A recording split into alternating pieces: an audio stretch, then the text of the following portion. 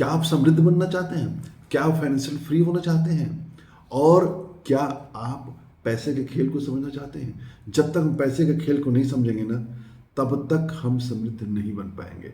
तो इन सब चीज़ों को समझने के लिए मैं 5 किताबें पढ़ने की सलाह देता हूँ। और ये किताबें मैं ही नहीं, जितने भी दुनिया के समृद्ध लोग पाए जाते हैं, सफल लोग पाए जाते हैं, सभी लोग कमोबेश इन किताबों को पढ़े हुए हैं। तो आइए चलते हैं, एक एक किताब से शुरू करते हैं। पहली जो किताब है नेपोलियन हिल की लिखी हुई किताब है, think and go rich. Hindi में सोचिए और समृद्ध बनिए।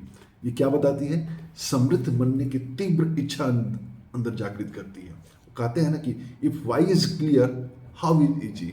तो सबसे पहले तो हमको यही क्लियर नहीं होता है कि हमें समृद्ध बनना क्यों। जब तक समृद्ध बनने का कारण स्पष्ट नहीं होता है ना, तब तक हम समृद्धि की तरफ बढ़ नहीं पाते हैं। तो ये हमें समृद्ध बनने की तीव्र इच्छा जागृत करती है, तीव्र इच्छा, और कारण बताती है कि किन कारणों से हमें समृद्ध बनना चाहिए। दूसरी किताब है the secret of millionaire mind, T Harv Eker की किताब। ये किताब क्या है कि पैसे को लेकर के बचपन से ही, छोटे से ही जो हम बातें सुनते आ रहे हैं ना, वो हमारे दिमाग में फीड है, वो एक ब्लूप्रिंट की तरह से है। तो उस ब्लूप्रिंट में कैसे बदलाव करें, कैसे उस अपने जो पैसे को लेकर के पैटर्न हमारे दिमाग में बना हुआ है, कैसे उसको तोड़ें, इस किताब में दिया गया है। एक बेहतरीन पुस्तक है।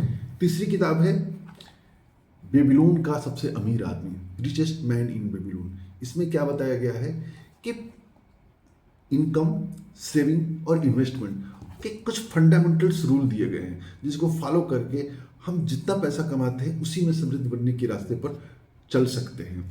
और क्या बताता है कि अपनी आय का 10% हिस्सा जरूर बचाइए, 90% में रहिए, अपनी स्किल को बढ़ाइए, बहुत सारी चीज़ें इस पर दिया, अपना मकान बनाइए ताकि समृद्धि की तरफ हम बढ़ सकें। चौथी किताब है रिच डैड पुअर डैड, एक कालजयी किताब है, रॉबर्ट टी कियोसाकी द्वारा लिखित किताब। इसमें बताया गया है कि एक रिच डैड अपने बच्चों को क्या सिखाता है, पुअर डैड अपने बच्चों को क्या सिखाता है, और बताते हैं कि एसेट क्या होता है, लाइबिलिटीज क्या होता है। एक मध्यम वर्गीय लोग बहुत सारी चीज़ें ऐसी खरीदते हैं जो कि लाइबिलिटी होती है, जिसको एसेट समझते हैं। तो इन दोनों के बीच में फर्क बताता है और कैसे इससे हम आगे बढ़ें। और पांचवी किताब है the psychology of money, Morgan Houser द्वारा लिखित किताब है, कि इसमें पैसे के लेकर के व्यवहार को बताता है। ये बताता है कि सिर्फ पैसा कमाना ही, सेविंग करना ही पर्याप्त नहीं होता है। जब तक पैसे को लेकर के हमारा व्यय बचा नहीं रहता ना, तब तक हम उसमें बचा नहीं पाएंगे। तो पैसा कमाएं और उसको लंबे समय तक कैसे अपने पास बनाए रखें, कैसे उसको बढ़ाएं, इसको लेकर की किताब है।